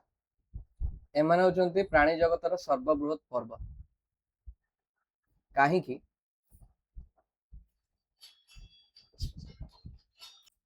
सॉरी टिकेट डिस्टर्ब हो जाइतिला। ओके, आर्थ्रोपोडा होचंती कोन ना प्राणी जगतर सबठर बड़ पर्व। काहे कि ना अंक पाखरे माने एते जीव तुम नॉर्मली भाई पर पिंपुड़ी जति हम देखुचे आख पाखरे पिंपुड़ी थी सेति मनीष पाइबा। ओके, तेणु करी प्राणी जगतर सर्वबृहत पर्व यांक पाखरे सबठु अधिक संख्यार अछंती जीव अछंती। चिंगुड़ी हेले, कंकड़ा हेले, असरपा, मशा, माछी, बिछा, बुढ़ियाणी एमान समस्त जाउछंती आर्थ्रोपोडा रे। एमानकर गोड़ गुड़िक गंठीयुक्त अटे, तेणु एमानको संधिपद प्राणी भी कुहा जाए। शरीर तीन भाग विभक्त, गोटे है मस्तक, आ गोटे है बक्ष, आ गोटे है उदर। शरीर बाह्य आवरण काइटिन द्वारा गठित। जो कही काइटिन से आगुटे पढ़ा कोटे पढ़ते कबक पढ़ते ଫଞ୍ଜାଇରେ କାଇଟିନ୍ ଦ୍ୱାରା ଗଠିତ ହେଇଥିଲା ତାଙ୍କ ଶରୀର। ଏଠି ବି ସେମିତି ଆଙ୍କର ଶରୀର କାଇଟିନ୍ ଦ୍ୱାରା ଗଠିତ, ଆର୍ଥ୍ରୋପୋଡା ମାନେ। ଓକେ, ରକ୍ତ ସଞ୍ଚାଳନ ମୁକ୍ତ, ମାନେ ଆଙ୍କର ରକ୍ତ ବାହିନୀ ନଳୀ କିଛି ନାହିଁ। ଉଦାହରଣ ହେଲେ ଦେଇଦେଲେ ଚିଙ୍ଗୁଡି କଙ୍କଡା, ଖାଇବାକୁ ତ ଭଲ ଲାଗେ ସମସ୍ତଙ୍କୁ ଚିଙ୍ଗୁଡି କଙ୍କଡା। ତ ଆମେ ଅସରପା ଆମ ଆଡେ ଖାଉନାହାନ୍ତି, ଚାଇନା ଆଡେ ଲୋକ ଖାଉଛନ୍ତି, କାହିଁକିନା ସେ ତ ସେଇ ଆର୍ଥ୍ରୋପୋଡାରେ ରହିଲେ, ଖାଇ ହବ ତାଙ୍କୁ, ସେମାନେ ଖାଉଛନ୍ତି ସେଠି, ଆମେ ତ ଖାଉନାହିଁ ନା ଏଠି। ଓକେ, ମଲୁସ୍କା, ମଲୁସ୍କା ବି ଟେଷ୍ଟି ଖାନା, ଯୋଉମାନେ ଖାଉଥିବେ। ଅକ୍ଟୋପସ ଖାଆନ୍ତି ଲୋକ, ଶାମୁକ ବି ଖାଆନ୍ତି, ଆମର ଗେଣ୍ଡା ଅଛି, ଗେଣ୍ଡାକୁ ବି ଲୋକ ଖାଆନ୍ତି। ୟାଙ୍କର ଶରୀର ନରମ ଏବଂ କୋମଳ, ଶରୀରଟା ବହୁତ ନରମ କୋମଳ, କିନ୍ତୁ ଉପରେ ଯୋଉ ଖୋଳପାଟା ଅଛି ବହୁତ ଷ୍ଟ୍ରଙ୍ଗ ଥାଏ। ଏଠି ଦେଖିପାରୁଥିବ ଗେଣ୍ଡା। ଚଳପ୍ରଚଳ ପାଇଁକା ମାଂସଳ ପାଦ, ୟାଙ୍କ ପାଦ ଗୁଡିକ ଦେଖିଥିବ, ଗେଣ୍ଡା ତ ନର୍ମାଲି ସମସ୍ତେ ଆମେ ଦେଖିଥିବ, ମତେ ଲାଗୁନି କି ଏମିତି ନଥିବ କି ଗେଣ୍ଡା ଦେଖିନଥିବ, ନହେଲେ ତମେ ଅକ୍ଟୋପସ ଦେଖିପାରିବ ପାଦ ଗୁଡାକ ମାଂସଳ ପାଦ ଥାଏ। ରେଚନ ପାଇକା ୟାଙ୍କର ବୃକ୍କ ଅଛି, ଉଦାହରଣ ଦିଆଗଲା ଗେଣ୍ଡା, ଶାମୁକା, ଅକ୍ଟୋପସ। ଦେନ୍ ଆସିଲା ଏକାଇନୋଡର୍ମାଟା, ଷ୍ଟାରଫିଶ ଆମର ଯୋଉ ରହେ ସେଟା ହଉଛି ଏକାଇନୋଡର୍ମାଟା। ଏମାନଙ୍କ ଚର୍ମରେ କଣ୍ଟା ଥାଏ, ତମେ ଷ୍ଟାରଫିଶ ଦେଖିବ ଆନିମଲ ପ୍ଲାନେଟ ବା ୟାଦରେ ଯୋଉ ଆମର ଡିସ୍କଭରି ୱାଇଲ୍ଡରେ ଦେଖ, ନାଟ୍ ଜିଓ ୱାଇଲ୍ଡରେ, ତା ଦେହରେ ଦେଖିବ କଣ ନା ଚର୍ମରେ ୟାଙ୍କର କଣ୍ଟା ଥାଏ, ତେଣୁ ଏମାନଙ୍କୁ କଣ୍ଟକ ଚର୍ମୀ ପ୍ରାଣୀ କୁହାଯାଏ। ଖାଲି ତାଙ୍କର ଗୋଟେ ଫିଜିକାଲ ଫିଚରକୁ ନେଇକିରି ତାଙ୍କ ନାଁଟି ଦିଆଯାଇଛି। ତାଙ୍କ ଦେହରେ କଣ ଅଛି? ସନ୍ଧିପଦ ପ୍ରାଣୀ କହିଲେ ତାଙ୍କର ଗୋଡ ଗୁଡିକ ଆମର କଣ ଥିଲା, ଭାଙ୍ଗ ଭାଙ୍ଗ ହେଇକି ଥିଲା, ଏଠି ଦେଖିଥିଲା ନା, ଗଣ୍ଠିଯୁକ୍ତ। ଏମାନେ ସମସ୍ତେ ସମୁଦ୍ରରେ ବାସ କରନ୍ତି, କୋଉମାନେ? ଏକାଇନୋଡର୍ମାଟା। ଆଉ ଜଳ ସମ୍ବାହିନୀ ତନ୍ତ୍ର, ୱାଟର ଭାସ୍କୁଲାର ସିଷ୍ଟମ, ଆମେ ସମ୍ବାହୀ ତନ୍ତ୍ର ଆମେ ପଢିଥିଲେ, ସମ୍ବାହୀ ଟିସ୍ୟୁ, ଜାଇଲେମ୍ ଫ୍ଲୋଏମ୍ ଉଦ୍ଭିଦ ଭିତରେ ଥାଏ, ୟାଙ୍କର ସେମିତି ଜଳ ସମ୍ବାହନୀ ତନ୍ତ୍ର ଥାଏ, ଯାହା ୟାଙ୍କୁ ଚଳପ୍ରଚଳରେ ସାହାଯ୍ୟ କରେ। ଏମାନଙ୍କ ଟ୍ୟୁବ ପାଦ ଥାଏ, ଟ୍ୟୁବ ଫିଟ୍। ପୁନରୁଦ୍ଭାବନ କ୍ଷମତା ଥାଏ, ପ୍ରଜନନ କରିବା ପାଇଁ, ରିଜେନେରେସନ ଏମାନେ କରନ୍ତି ଯୋଉ ପ୍ରଜନନ ପାଇଁ। ଉଦାହରଣ ହେଲେ ସମୁଦ୍ର ତାରା, ସମୁଦ୍ର କାକୁଡି। ତାପରେ ଆମେ ଆସିଲେ ହେମିକର୍ଡାଟା, ଏଇଟା ଦେଖାଯାଉଥିବ ହେମିକର୍ଡାଟା। ଏଠି ଏମାନେ ଅମେରୁଦଣ୍ଡୀ, ୟାଙ୍କର ମେରୁଦଣ୍ଡ ନାହିଁ ଏବଂ ମେରୁଦଣ୍ଡୀ ପ୍ରାଣୀଙ୍କ ମଧ୍ୟରେ ସଂଯୋଗ ରଖନ୍ତି, ମାନେ ଅମେରୁଦଣ୍ଡୀ ଏବଂ ମେରୁଦଣ୍ଡୀଙ୍କ ମଧ୍ୟରେ ଏମାନେ ରହୁଛନ୍ତି।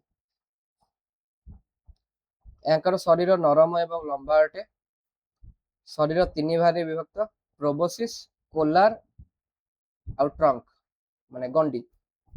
ଏଇଠି ଦେଖିପାରୁଥିବ ପିକ୍ଚରଟାରେ, এইটা ହେଲା ପ୍ରୋବୋସିସ୍, এটা ହେଲା କଲାର, ଆଉ ଏଇଟା ହେଲା ଟ୍ରଙ୍କ। ଟ୍ରଙ୍କ ଦେଖାଯାଉଛି ନା, ତଳଟା ସବୁ ଟ୍ରଙ୍କ। ଓକେ, ଉଦାହରଣ ହେଲା ବାଲାନୋଗ୍ଲୋସାସ୍। ଏକ୍ସାମ୍ପଲ ମନେ ରଖିବ, ଆମେ ବି କେବେ ଦେଖିନୁ, ରିଅଲ ଲାଇଫରେ ତ ଆମେ ଦେଖିବାକୁ ପାଉନୁ ବାଲାନୋଗ୍ଲୋସାସ୍ କୋଉଠି ଦେଖାଯାଏ, କିନ୍ତୁ ଖାଲି ପିକ୍ଚରରେ ଦେଖିଥା ମନେ ରଖିବା ପାଇଁ। କେବଳ ଗ୍ରସନୀରେ ୟାଙ୍କର ଗାଲି ଛିଦ୍ର ଥାଏ। ଓକେ, ତ ଏଇଠି ଇନଭର୍ଟିବ୍ରେଟ ମାନଙ୍କର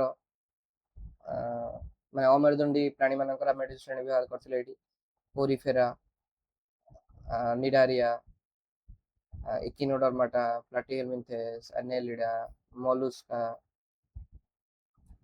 କ୍ରୁଷ୍ଟାସିଆନ୍ସ, ମେରୋପୋड्स, ଏଗୁଡ଼ା ତ ଏମିତି କୁହାଯାଏ। ଆର୍ଥ୍ରୋପୋଡରେ ଆକ୍ଚୁଆଲି ତାର ବି ଡିଭିଜନ ଅଛି, କ୍ରୁଷ୍ଟାସିଆନ୍ସ, ଏଇ ଯୋଉ ଖାଏ ଆଉ ଗୋଟେ କଣ କହନା, ଚିଙ୍ଗୁଡି ଭଳିଆ ଆଉ ଗୋଟେ ଥାଏ, ଲବଷ୍ଟର, ଲବଷ୍ଟର, ଏଇଟା ସେ ଲବଷ୍ଟର, କ୍ରୁଷ୍ଟାସିଆନ୍ସ।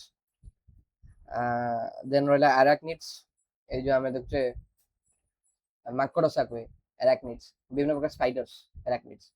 ଇନସେକ୍ଟସ, ମିରିଆପୋଡ୍ସ, ବିଛା ଆମର। ବର୍ତ୍ତମାନ ଆସିଲେ ମେରୁଦଣ୍ଡୀ ପାଖ। ମେରୁଦଣ୍ଡୀର ସ୍ପେଶାଲିଟି କଣ? ୟାଙ୍କ ପାଖରେ ଗୋଟେ ପୃଷ୍ଠରଜ୍ଜୁ, ଯୋଉଟା ନୋଟକୋଡା ଆମର ଯେତେବେଳେ ଥାଆନ୍ତି, ଛୋଟ ଯେତେବେଳେ ଥାଆନ୍ତି ସେ ସମୟରେ ୟାଙ୍କର ପୃଷ୍ଠରଜ୍ଜୁ ଥାଏ, କିନ୍ତୁ ଭବିଷ୍ୟତରେ ଏଇଟା ମେରୁଦଣ୍ଡରେ ପରିଣତ ହୁଏ। ପୃଷ୍ଠଭାଗରେ ନଳାକୃତି, ମାନେ ନୋଟକୋଡଟା କେତେବେଳେ ଥାଏ କଣ,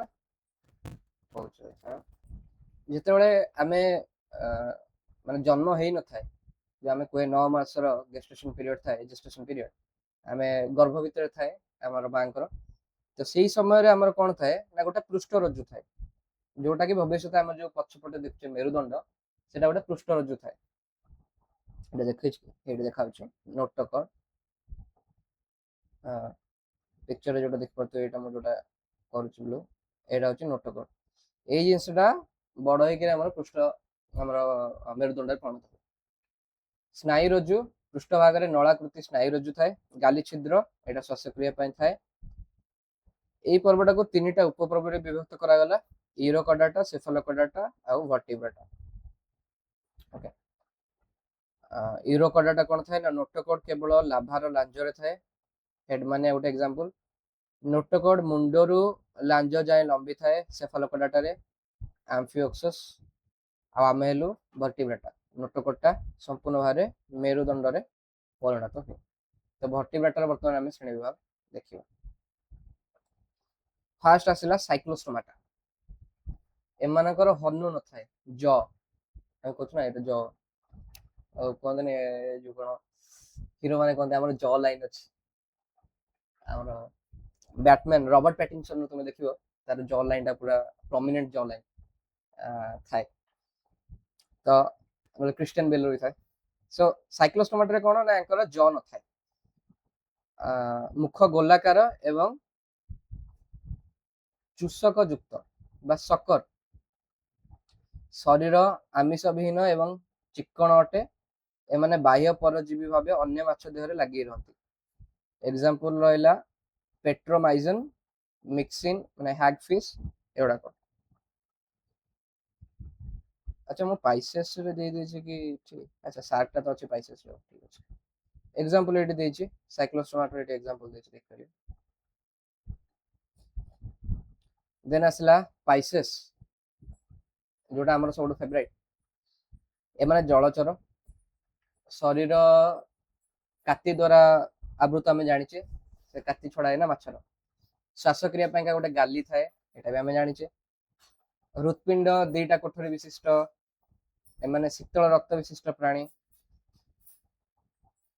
ए माने अंडा दियंती माछ जो अंडा दिया माछ मंजी कोइन उदाहरण रोही भाकुर इलिशी सार्क हिपोकैम्पस बा समुद्र घोड़ा एटा सार्क माछला देखा ओके शीतल रक्त विशिष्ट माने कोन कोन ना अधिक जदि ठंडा हे गला ताले माने बंची परिबेनी माने एक शरीर भी ठंडा हे जो डिफिकल्ट बंची परिबे ना ताको बहुत डिफिकल्ट हे बंची नॉर्मल जति के ठंडा रहया कथा सही परिबे गोटे लिमिट अछि ता तळु जदि हला ताको कष्ट कर बंची देन असला एम्फिबियंस बा उभयचर जोटा कि हम देखछे बेंग उभय जल और स्थल भाग बास करती चर्म यांकर उदालिया पतला एवं ग्रंथियुक्त काति आधे न थाए हृत्पिंडटा तीन कोठरी विशिष्ट अटे एवं माने शीतल रक्त विशिष्ट एमाने भी सही बढिया ठंडा दिन देखियो एमाने बाहरी बेनी कुआडे कुआडे लुचि रहिथे काहे ना जदी बाहर को आसीबे बाहर टेंपरेचर सहित यांकर टेंपरेचर मैच करला लागो से सही परिबे असुविधा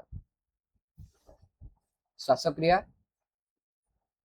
तीनटा यांकर अंग रहला गाली जेतले लाभा अवस्था थाते सेतले गाली थाए फुसफुस आउ चर्म ए तीनटा द्वारा पानी भीतर अंडा दियंती बेंगर अंडा तो बहुत बाहर देखती हो ये भीतर बेंग हला हाइला गोटे गछ बेंग सालामेंडर टोड एवडा सब तापर आसला में रेप्टिलिया सरीसृप जोटा कि मोस्ट हेटेड आमे कहि परिबा लोक माने सबुठ घृणा करंती जीव कोन पई के जानी माने जणा पड़ेनी जीवडे बहुत सुंदर यार माने तमे देखबो एटी एग्जांपल मु देछि गधिर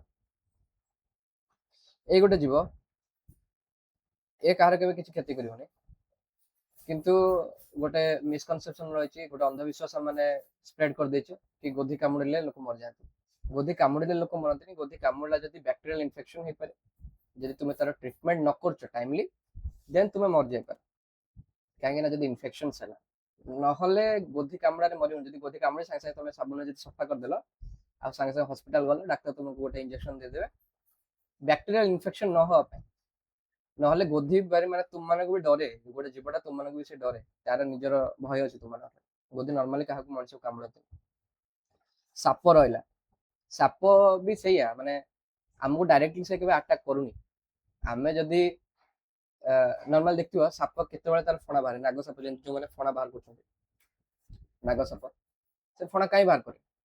ଯେତେବେଳେ ତୁମେ ତାକୁ ଆଟାକ୍ କରିବାକୁ ଯାଉଛ ସେ ମାନେ ନିଜକୁ ଡରାବନା ଦେଖେଇବ, ତମ ଆଗରେ ସେ ଦେଖେଇବ କି ମତେ ଡର।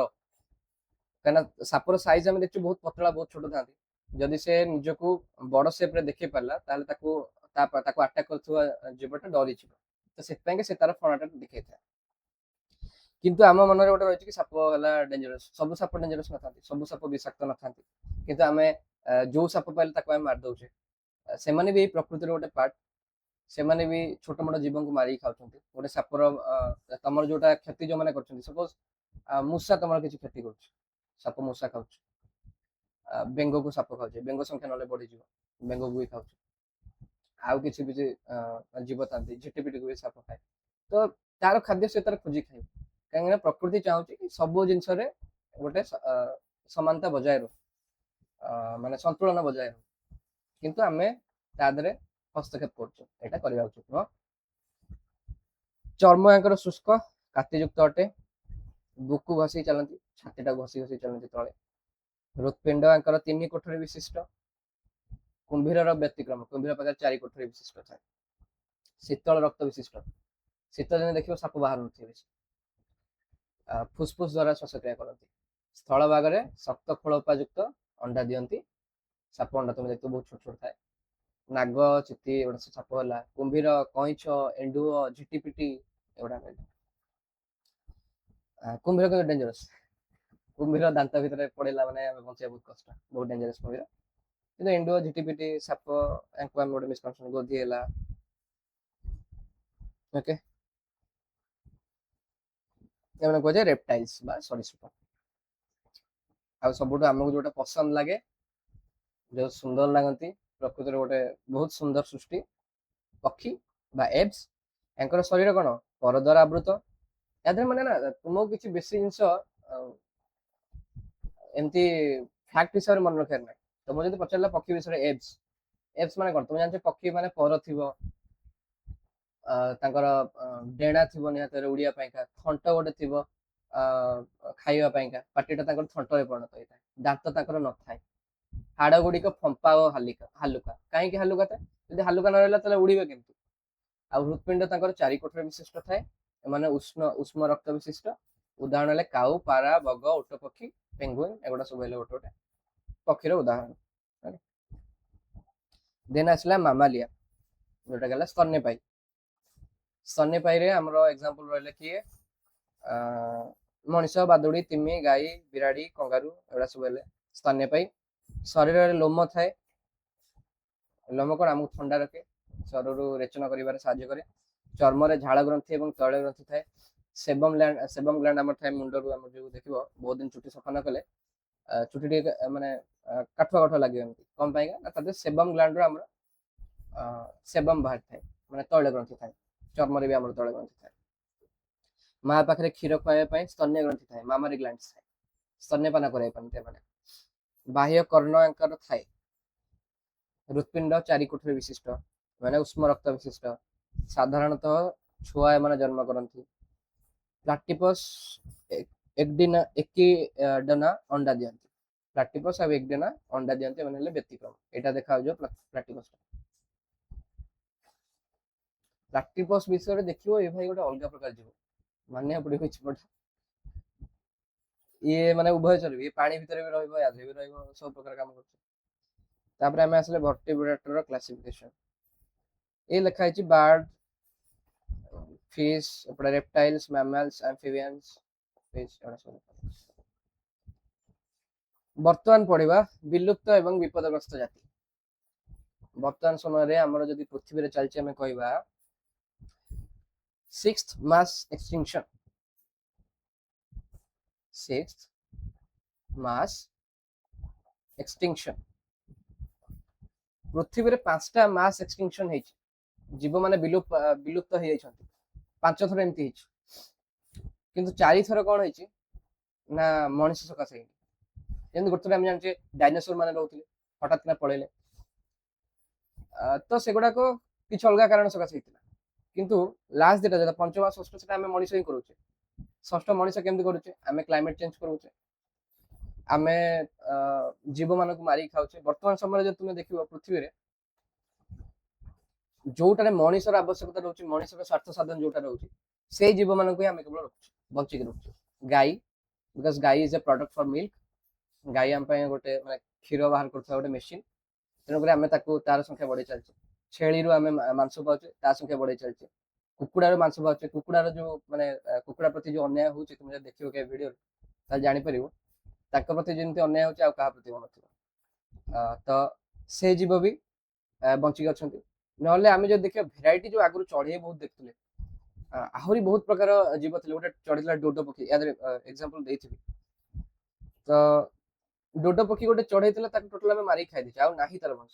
ମାନେ ଯେତେବେଳେ ପହଞ୍ଚିଲେ ଆମର ମାଡାଗାସ୍କର ଦ୍ୱୀପରେ ପହଞ୍ଚିଲେ ୟୁରୋପୀୟ ଲୋକମାନେ, ସେ ସମୟରେ ଡୋଡୋ ପକ୍ଷୀ ସେ ଜାଗାରେ ଭର୍ତ୍ତି ଥିଲେ, ଆଉ ସେମାନେ ଉଡିବା ଶିଖିନଥିଲେ। କାହିଁକି ଉଡିବା ଶିଖିନଥିଲେ? କାହିଁକି ନା ତାଙ୍କୁ ମାଡାଗାସ୍କରରେ ସେମାନେ ନିର୍ଭୟ ଭାବରେ ପ୍ରଚଳନ କରୁଥିଲେ, ତାଙ୍କୁ ମାରିବା ପାଇଁ କେହି ନଥିଲେ। କିନ୍ତୁ ଯେତେବେଳେ ମଣିଷ ଯାଇକି ପହଞ୍ଚିଲା, ଡୋଡୋ ପକ୍ଷୀଟା ତାଙ୍କୁ ସୁନ୍ଦର ଲାଗିଲା, ତା ମାଂସ ବହୁତ ଟେଷ୍ଟ ଲାଗିଲା, ଆଉ ସେମାନେ ସମ୍ପୂର୍ଣ୍ଣ ମାରିକି ଖାଇଲେ ଡୋଡୋ ପକ୍ଷୀ। ଟୋଟାଲ ବଂଶ ନିପାତ ହେଇଗଲା ଡୋଡୋ ପକ୍ଷୀ। ତ ସେମିତି ବିଲୁପ୍ତ ଆମେ ବିଲୁପ୍ତ ଏବଂ ବିପଦଗ୍ରସ୍ତ ଜାତି କଣ ରଖୁଛେ? ବିଲୁପ୍ତ ଜାତି କହୁଛେ ଯେଉଁ ଜୀବମାନେ ଅନ୍ୟ 50 ବର୍ଷ ହେଲା ପୃଥିବୀ ପୃଷ୍ଠରେ ଦେଖାଯାଇନାହାନ୍ତି। ଏକ୍ସାମ୍ପଲ ଦେଲି, ଡୋଡୋ ପକ୍ଷୀ ଯୋଉଟା ମରିସସରେ ଦେଖାଯାଉଥିଲା, ମ୍ୟାମଥ ମାନେ ଲୋମସ ହାତୀ, ଭାରତର ଚିତାବାଘ। ଭାରତର ଚିତାବାଘ ଏବେ ନାହାନ୍ତି, ଏବେ ଯୋଉଟା ଆମେ ଆଣୁଛେ ଆଫ୍ରିକାର ଚିତା ଆଣୁଛେ, ଭାରତର ଚିତା ନାହାନ୍ତି। ତୁମେ ଦେଖିବ ନା ପ୍ରୋଜେକ୍ଟ ଚିତାରେ ଆମର ମାନେ ନରେନ୍ଦ୍ର ମୋଦୀ ଆଣିଥିଲେ, ସେ ଯୋଉ ଚିତା ଗୁଡାକ ଆଣିଥିଲେ ସେଟା ଆମେ ଆଫ୍ରିକାରୁ ଆଣିଥିଲେ। ଭାରତର ସେ ଚିତା ନାହାନ୍ତି। ଭାରତର ଚିତାର ଆଖି ଆଫ୍ରିକାର ଚିତା ଠାରୁ ଅଲଗା, ତାଙ୍କର ବଡିରେ ଯୋଉ ପାଟର୍ନ ଥାଏ, ଦାଗ ଯୋଉ ଥାଏ, ତା ଦାଗ ସହିତ ଅଲଗା, ମୁହଁର ଷ୍ଟ୍ରକ୍ଚର ଅଲଗା, ବହୁତ ଡିଫରେନ୍ସ ତମେ ପାଇବ। ଭାରତୀୟ ଚିତା ଆଉ ନାହାନ୍ତି। ଟାସମାନିଆନ ଉଲ୍ଫ, ଏଇଟା ଗୋଟେ କୁକୁର। ଟାସମାନିଆନ ଟାଇଗର, ଟାସମାନିଆନ ଉଲ୍ଫ ଏଇଟା ଯୋଉଟା କହୁଛେ। ଆଚ୍ଛା, ଟାସମାନିଆନ ଟାଇଗର ବି ଗୋଟେ ଥିଲା, ସେଇଟା ମାନେ ଗୋଟେ ଜାତିର ମାନେ କୁକୁର ଭଳିଆ ବଡ ଟିକେ ଦେଖାଯାଏ, ନଟ୍ ରିଏଲି ଦ ଟାଇଗର। ଲୁପ୍ତପ୍ରାୟ ବା ବିପଦଗ୍ରସ୍ତ ଜାତି, ଯୋଉମାନଙ୍କ ସଂଖ୍ୟା ଅତି କମ ଏବଂ ନିକଟ ଭବିଷ୍ୟତରେ ଲୋପ ପାଇବାର ଭୟ ଅଛି। ଏକଶିଙ୍ଗିଆ ଗଣ୍ଡା କାଜିରଙ୍ଗାରେ ଦେଖାଯାଉଛନ୍ତି। ପାତାଳ ଗରୁଡ ଗଛ, କମଣ୍ଡଳୁ ଗଛ, କମଣ୍ଡଳୁ ଗଛ କୁହାଯାଏ ପିଚର ପ୍ଲାଣ୍ଟ, ଏଇଟା ଗୋଟେ ମାଂସାଶୀ ଉଦ୍ଭିଦ। ମାଂସାଶୀ ଉଦ୍ଭିଦ ମାନେ କଣ? ଏ ଏମିତି ତାର କମଣ୍ଡଳ ଟାଇପର ଥିବ, ମୁହଁ ଥିବ, ତା ଭିତରେ ଗୋଟେ ଜୀବ ପଶିଲା ମାନେ ସେ ତାକୁ ବନ୍ଦ କରିଦବ, ଆଉ ତାକୁ ତାର ମାଂସଟା ହଉଛି ତା ପାଇଁ ଆହାର। ବୃହତ Panda, Giant Panda, great Indian ବଷ୍ଟେଡ, ଏମାନେ ହଉଛନ୍ତି ଲୁପ୍ତପ୍ରାୟ ବା ବିପଦଗ୍ରସ୍ତ ଜାତି। ଦେନ ଆସିଲା ଅସୁରକ୍ଷିତ ଜାତି ବା ଭଲନେରାବଲ ସ୍ପେସିସ୍, ଅତ୍ୟଧିକ ଶିକାର ଏବଂ ବ୍ୟବହାର ଯୋଗୁଁ ଯେଉଁମାନଙ୍କ ସଂଖ୍ୟା କମି ଯାଉଛି ଏବଂ ଭବିଷ୍ୟତରେ ବିପଦରେ ପଡିପାରନ୍ତି। କେତେକ ଔଷଧୀୟ ଗୁଳ୍ମ ହେଲା, ଆଉ ସରୀସୃପ ହେଲା। ସରୀସୃପଙ୍କୁ ମାନେ ଯେମିତି କହ ନା, ଗୋଧି ଚମଡା କଣ ହଉଛି ବ୍ୟବହାର ହଉଛି? ତାବଲା ଭାବରେ ବ୍ୟବହାର ହଉଛି। ତାପରେ ଯୋଉ ଆମେ ପିନ୍ଧୁଛେ ଲେଦର, ପିନ୍ଧୁଛେ ନା ଲେଦର ଜୋତା। ଲେଦର ଜୋତା ମାନେ କଣ? ଏଟା ପଶୁର ଚମଡାରୁ ତିଆରି ହଉଛି। ଆମେ ଯୋଉ ଗାଈକୁ ଗୋମାତା ବୋଲି କହୁଛେ, ସେଇ ଗାଈ ଗୋଟେ ବୟସ ହେଲା ପରେ ଆମର ଯେତେବେଳେ ଆଉ ବ୍ୟବହାରରେ ରହୁନି ଗାଈ, ତାକୁ ଆମେ ବିକି ଦଉଛେ। ତାପରେ ସେଟା ଯାଉଛି ଉତ୍ତରପ୍ରଦେଶ, ଆମର କାନପୁରରେ ଅଛି ଚମଡା ଫ୍ୟାକ୍ଟ୍ରି ଅଛି। ସେମାନେ ମରା ଯାଉଛନ୍ତି ଗାଈ ମାନେ, ତାଙ୍କର ଯୋଉ ଚମଡା ରହୁଛି ତା ଦେହରୁ ଆମର ବାହାରୁଛି ଲେଦର। ଆଉ ଏଇ ଲେଦର ଇଣ୍ଡଷ୍ଟ୍ରି ସବୁଠୁ ଅଧିକ ପଲ୍ୟୁସନ କରୁଛି। ଗଙ୍ଗା ନଦୀକୁ ଆଉ ଯମୁନା ନଦୀକୁ ଦୂଷିତ କରିବାର ମେଜର ରିଜନ ହଉଛି ଏଇ ଲେଦର ଇଣ୍ଡଷ୍ଟ୍ରି। ଆମେ ଚମଡାର ଜୋତା ପିନ୍ଧୁଛେ ସଉକରେ, ଲକ୍ସରିୟସ୍ ଆମେ ଦେଖୁଛେ, ବଟ୍ ଚମଡା ଜୋତା ପରିବେଶ ପାଇଁ କେତେ ଖରାପ ଆମେ ଏଇଠି ତୁମମାନଙ୍କୁ କହିଲେ ଏକ୍ସାମ୍ପଲ ତୁମେ ବୁଝିପାରିବ। ଗୋଧି ଚମଡା ହେଲା, କୁମ୍ଭୀର ଚମଡାରେ ଲୋକ ଜୋତା ପିନ୍ଧୁଛନ୍ତି, କୁମ୍ଭୀର ଚମଡାରେ ବିଭିନ୍ନ ପ୍ରକାର ଲକ୍ସରିୟସ୍ ଆଇଟମ ସେମାନେ ବନାଉଛନ୍ତି।